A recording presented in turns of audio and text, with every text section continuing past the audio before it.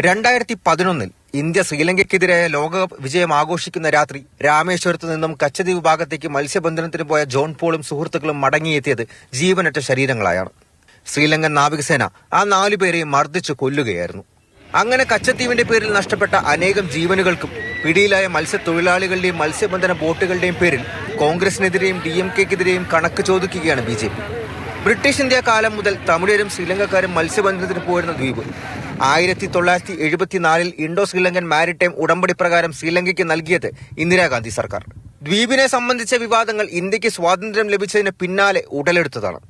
എന്നാൽ തമിഴർ മത്സ്യബന്ധനത്തിന് ആശ്രയിച്ചിരുന്ന ദ്വീപിനെ നിസ്സാരവൽക്കരിച്ച് ശ്രീലങ്കയ്ക്ക് തീരെഴുതി നൽകുകയായിരുന്നു എന്ന് 1974-ലെയും 76-ലെയും ഉടമ്പടികൾക്ക് കീഴിലുള്ള വിവരാവകാശ രേഖകളെ അടിസ്ഥാനപ്പെടുത്തി BJP പറയുന്നു.